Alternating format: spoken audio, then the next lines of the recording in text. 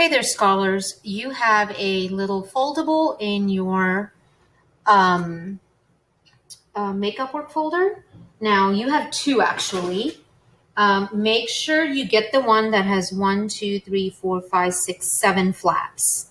1, 2, 3, 4, 5, 6, 7, 8 flaps. You have another one that's less flaps, so make sure you get the one that's 8 flaps because we are going to be filling it out. Tools used to classify matter. So at the top, write tools used to classify matter based on measurable, testable, and observable physical properties.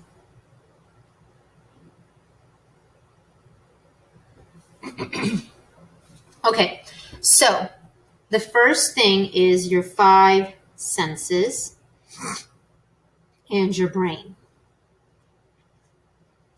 This is an observable way to classify because you're able to tell me size, shape, color, all these things. So open the flap and ask yourself, what do you see, touch, taste, hear, oh dear, we're running out of space, smell, and what do you think just by looking at it? This gives you a lot of information just by observation. So we're going to draw the tools, right? Your eyes, your hand for texture, your mouth for taste when it's safe, your ear, your nose, and then your brain, which, oh dear, don't even ask me what that is. That's a brain. Okay, next, let me just trying to get so 5 senses and brain. This is an observable way to classify matter. Next, we are going to do the triple beam balance. Okay, this is a measurable. Let me tell you why. Open this up. This is a triple beam balance. I know you remember this from science class. You know how there's 3 little things here and you move it? Well, whatever your answer is, it's a number. And so when you get a number as your answer, that is a measurable piece of data. So triple beam balance measures mass. And I just want to clarify, mass always stays the same, no matter where you go. If you go to Pluto, if you go to the sun, if you go to Venus, if you go to Saturn, your mass will always be the same. It's your weight that changes because weight is based on gravity pull. You measure mass in grams. And of course, there's kilograms, milligrams, and all that, but grams. Now, we're going to draw ourselves a triple beam balance. So here's the little circle that it sits on. Mine's going to be a lot basic, but here is kind of the idea. Here's the 3 little sections, and then there's that, and then those are connected. And then I'm just drawing 3 little notches wherever I think they belong. Now, we also have a pan balance. This can give a number, and I will tell you why. This right here, this could be 5 grams, 8 grams, 9 grams, 7 grams.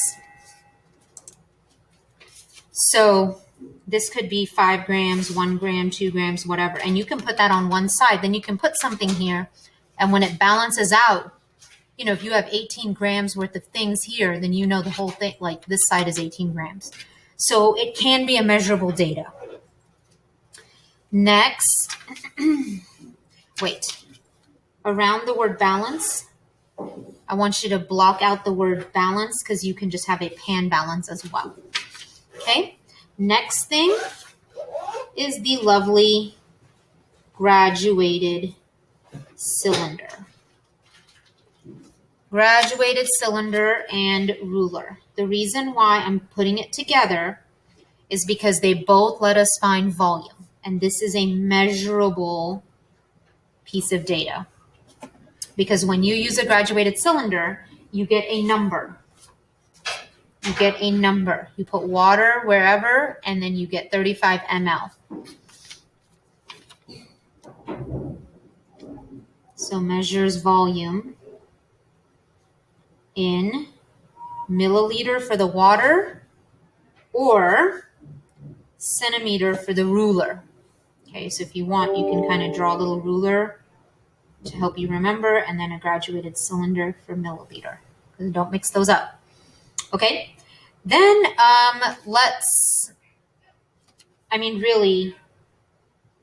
and then put the number 3 because you multiply. So to find volume with a ruler, okay, let's go down here. Or let's go here. For a ruler,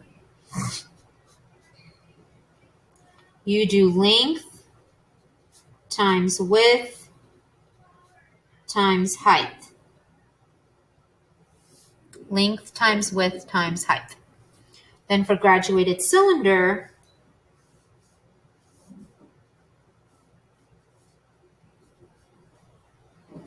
okay, you fill it up with water. Let's say you have 50 ml.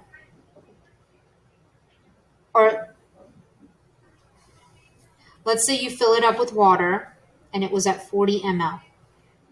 Then you put an object inside and the water went up. Now it's 50 ml. So you do 50 minus 40 equals 10 ml. That's your volume. Okay?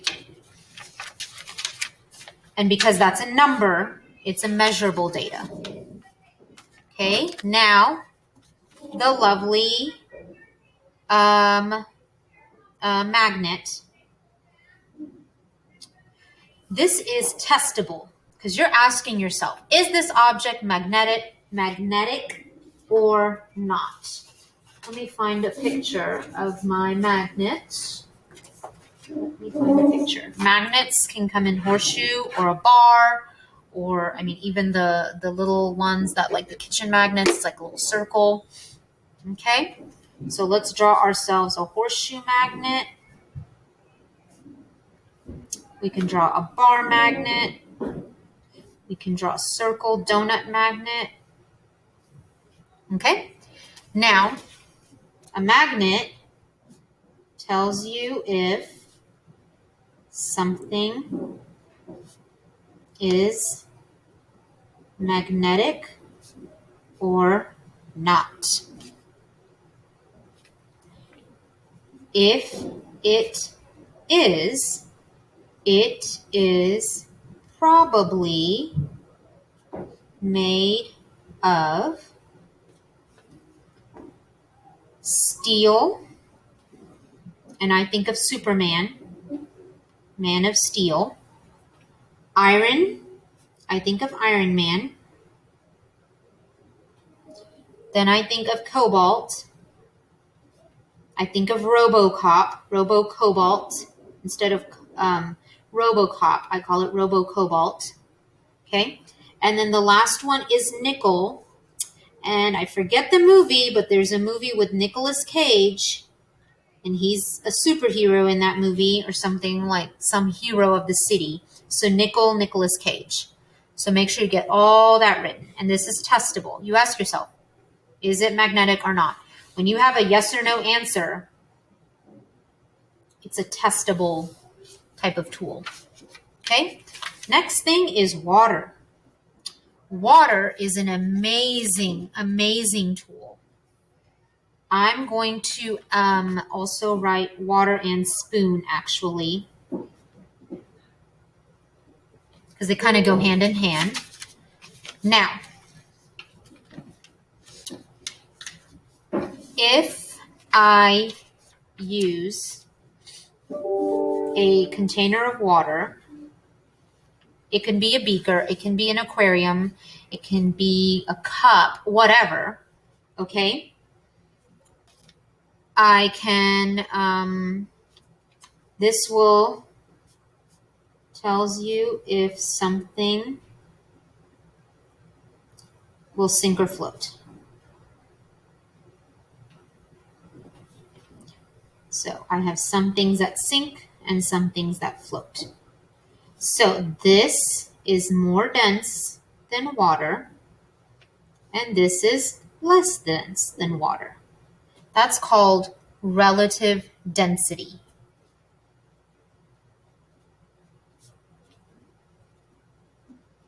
Okay? Now, if I have a cup, container, whatever, of water, and a spoon,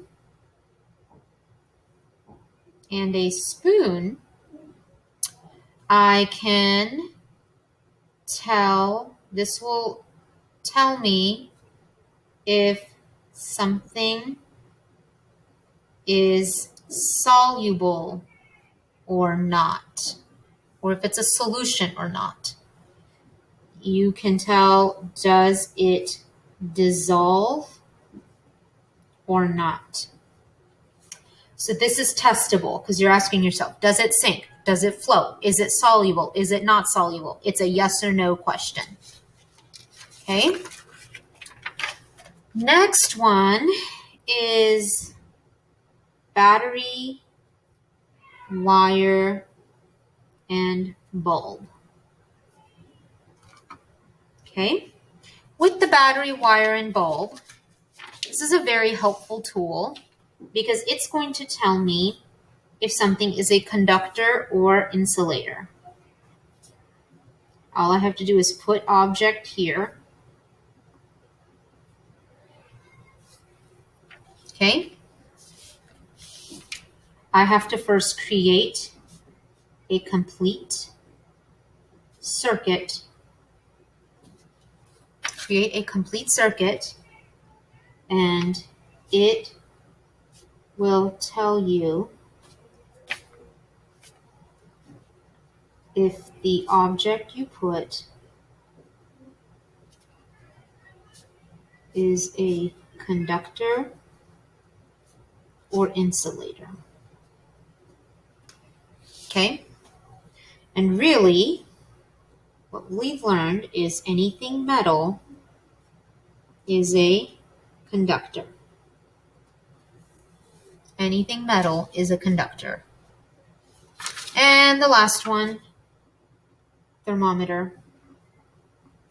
Wait, I forgot. I think I skipped something. This is testable. Is it a conductor? Is it an insulator? Thermometer. A thermometer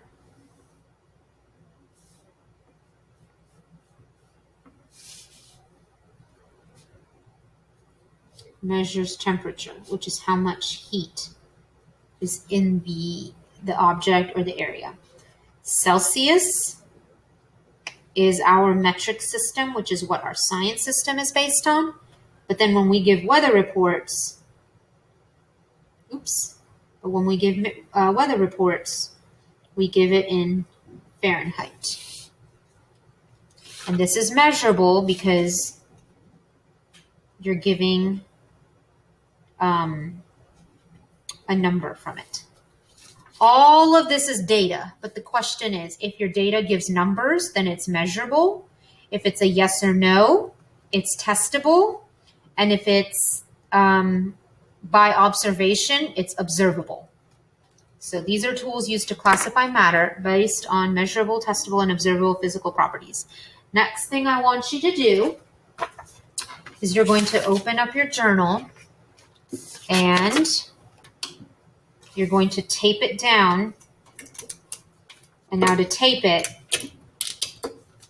you got to really, I mean, you could glue it down, but I recommend adding additional tape because you really don't want this flapping out.